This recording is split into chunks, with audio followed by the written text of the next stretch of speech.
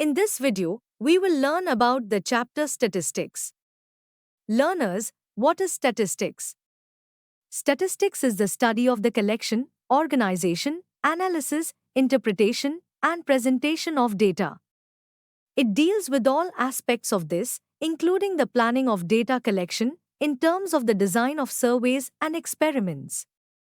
The analysis of data can be done by using three main measures of central tendency, which are mean, median, mode. What is mean? It is the sum of all observations divided by the number of observations, also known as arithmetic, mean or average. It is denoted by x bar. Mathematically, it is expressed as x bar is equal to summation x upon n, where sigma, summation, symbol is used to indicate that the observations are being added. And what is median? It is the centermost observation when there are odd numbers of observations, while it is the mean of centermost values when even numbers of observations are available. Conditionally, the observations are arranged in numerical order, i.e., either increasing or decreasing. Lastly, what is mode? It is the value which occurs the most often in the set of data values. A set of observations can have two or more number of modes. A data set with single mode is unimodal. A data set with two modes is bimodal. A data set with three modes is trimodal. Now, let's learn about the calculation of mean of group data. There are three methods to do so: direct method, assumed mean method, and step deviation method. The formula for the direct method is x bar is equal to sigma fi xi upon sigma fi. The formula for the assumed mean method is x bar is equal to a plus sigma fi di upon sigma fi. And the formula for the step deviation method is x bar is equal to a plus sigma fiui upon sigma fi times h. Let's learn the direct method. It includes the calculation of mean by following these steps. Arrange the data in increasing order. Calculate the range of data and then divide into class intervals of same class size. Calculate mid-value or class mark xi of each class interval as mid-value is equal to half times upper limit plus lower limit. Calculate the product of each xi with corresponding frequency fi and name it as xi fi. Calculate sum of all fi's and xi fi's. Use x bar is equal to sigma fi xi upon sigma fi to find mean. Let's try to solve an example using these steps. The marks obtained by 30 students of class 10th of a certain school in a mathematics paper consisting of 100 marks are presented in table below. Find the mean of the marks obtained by the students by using direct method.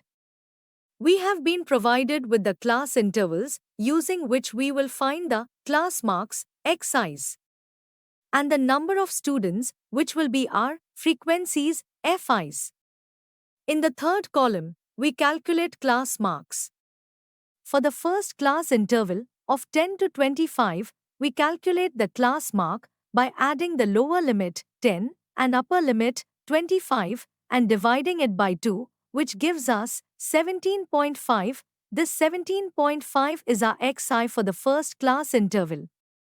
The way we calculated xi for the first case, which is x1, we can calculate the class marks for the rest of them. Now you can see in the fourth column we have fi(xi), which means the multiplication of frequency and class mark of a respective class interval. So, for the first case, fi(xi) will be equal to 2 times 17.5, which gives our f1, x1, as 35. Similarly, you can calculate the fi(xi's) for the rest. We add the fi's to get the sum of frequencies, which here is equal to 30. and the sum of the FIXIs, which here is 1860. Finally, to get the mean, we use our direct mean method formula. So our mean is sigma FIXI upon sigma FI, which is equal to 1860 divided by 30, which gives us our mean 62. Now, let's see the assumed mean method. It includes the calculation of mean by following these simpler steps compared to the direct method. Arrange the data in increasing order. Calculate the range of data and then divide into class intervals of same class size. Calculate mid-value or class mark xi of each class interval as mid-value is equal to half times upper limit plus lower limit. Assume a mean A of the given data values xi's. If the class intervals are odd in number, then mid-value of the centermost class interval will be assumed as mean.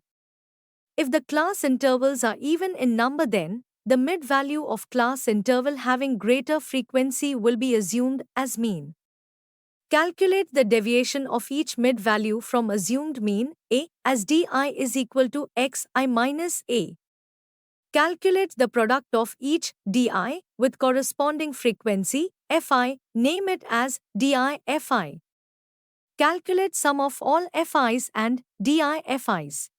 Use x bar is equal to A plus sigma fi di upon sigma fi to find mean. Now, let's try to solve the same example question using the assumed mean method. The first 3 columns remain the same as previously. Also, we can see that the number of class intervals is even, which means we have to choose our assumed mean, A, from 47.5 and 62.5. So, we will look which class interval has greater frequency. We can see that 40 to 55 interval has 7 frequency, while 55 to 70 has 6. So, we will choose our assumed mean here as 47.5. Now, we calculate our deviation di's for each of the class interval using the formula di is equal to xi minus A, which will mean di is equal to xi minus 47.5, where xi's are the class marks. Performing this operation for each of them, we get these values. Now, we will calculate FIDIs by multiplying the frequencies and deviations of all the class intervals. And we get these values. And we will also calculate sigma FIDI by adding all of the values of FIDIs, which gets us 435. Now, we will substitute the values on the formula, which is x bar is equal to A plus sigma FIDI upon sigma Fi. So we get x bar is equal to 47.5 plus 435 by 30. So, our mean is again equal to 62. Now, let's see the third method, which is the step deviation method. It is a step up of the assumed mean method and involves easy calculations. Follow these steps. Arrange the data in increasing order. Calculate the range of data and then divide into class intervals of same class size. Calculate mid-value or class mark xi of each class interval as mid-value is equal to half times upper limit plus lower limit. Assume a mean A of the given data values xi's. Calculate the deviations of all xi's from A as di is equal to xi minus A. Divide all di's by a common factor h. Ideally, h should be the size of classes, as ui is equal to di by h. Take the product of all ui's with the corresponding fi's. Take the sum of all fi's and fiui's. Use the formula below to find the mean of the data. X bar is equal to A plus h times sigma fiui upon sigma fi. Now, let's try to solve the same example using step deviation method. Here, the first 4 columns will remain the same as done in the last method of assumed mean. We take a common factor h, which is the size of the class.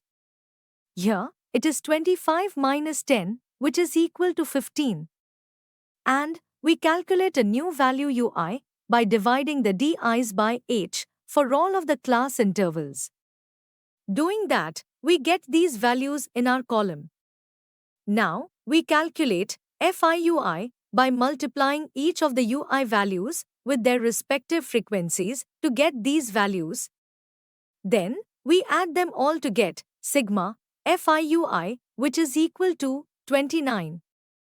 Now, we substitute all these values in our formula, which is x bar is equal to a plus h times sigma FIUI upon sigma Fi. That gets us x bar is equal to 47.5 plus 15 times 29 upon 30, which again brings us our mean, which is equal to 62. Moving next to median. The median is the middle value in the list of numbers. To find the median, your numbers have to be listed in numerical order, so you may have to rewrite your list first. Calculating median. It includes the calculation of median by using following simple steps. Observe that n is equal to sigma fi and compute n by 2. Calculate the cumulative frequencies CF of all the classes. See the cumulative frequency just greater than n by 2 and determine the corresponding class as median class. Pen down L is equal to lower limit of median class. Compute class size h as h is equal to upper limit minus lower limit. Note down the cumulative frequency class preceding the median class CF and the frequency of median class F. Use the formula median equals to L plus N by 2 minus CF times H. Now, let's see an example. Consider a grouped frequency distribution of marks obtained out of 100 by 53 students in a certain examination as follows. Find the median of the data. First, we will make another column that shows the cumulative frequency for each class interval. To calculate cumulative frequency, we simply keep on adding frequencies at each class interval. On reaching the last CF, we get our n. Now, in a grouped data, we may not be able to find the middle observation by looking at the cumulative frequencies, as the middle observation will be some value in a class interval. It is, therefore, necessary to find the value inside a class that divides the whole distribution into 2 halves. But which class should this be?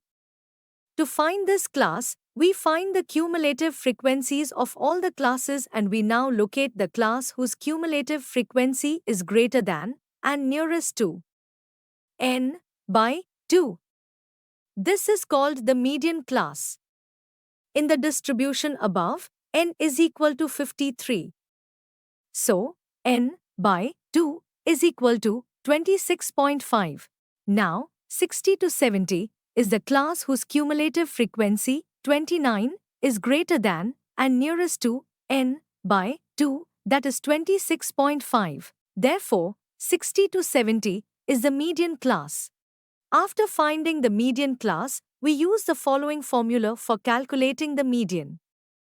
Median equals to L plus n by 2 minus CF times H, where n is equal to number of observations, CF is equal to cumulative frequency of class preceding the median.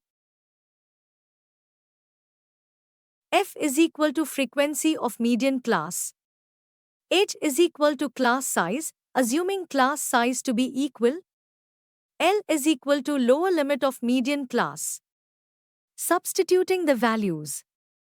N by 2 is equal to 26.5, L is equal to 60, C F is equal to 22, F is equal to 7, H is equal to 10 in the formula above, we get median is equal to 60 plus 26.5 minus 22 upon 7 times 10 is equal to 66.4, which is our median.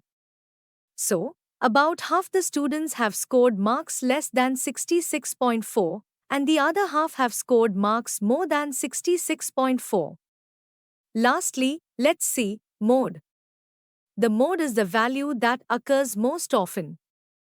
If no number is repeated, then there is no mode for the list. Calculating mode. It includes the following simple steps. Observe the greatest frequency, F1, and so the corresponding class will be model class. Pen down L is equal to lower limit of model class. Compute class size H as H is equal to upper limit minus lower limit. Note down the frequency class preceding the model class F0 and the frequency class succeeding the model class F2. To find the mode, use the formula mode is equal to L plus F1 minus F0 upon 2F1 minus F0 minus F2 times H. Find mode. Let's see an example. A survey conducted on 20 households in a locality by a group of students resulted in the following frequency table for the number of family members in a household. Find the mode of this data. Here the maximum class frequency is 8 and the class corresponding to this frequency is 3 to 5.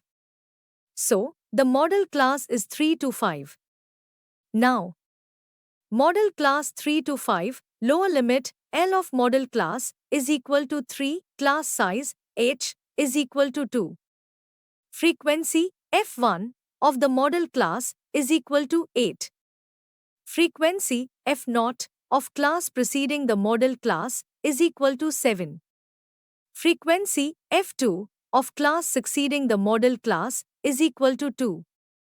Now, let us substitute these values in the formula. Mode is equal to L plus F1 minus F0 upon 2F1 minus F0 minus F2 times H. On calculation, we get mode equals to 3.286. Therefore, the mode of the data above is 3.286. Now, let's see some important points at a glance. In a grouped data, the value of mean, median or mode will never exceed the respective class intervals.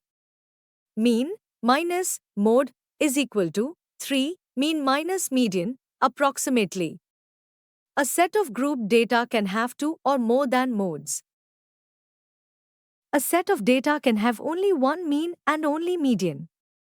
A set of data may not have mode if no value appears more than any other. For finding median in ungrouped data, please write the data in ascending or descending order first. In the case of grouped data, make the class interval continuous if they are not. This can be done by reducing the lower limit 0.5 and increasing the upper limit by 0.5. Now, here's a secret on how you can study effectively with the EduRev app.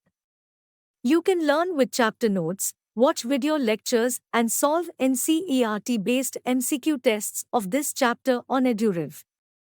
And that's not all, you also get amazing courses for Class 10 and much more for your Class 10 preparation. Thank you.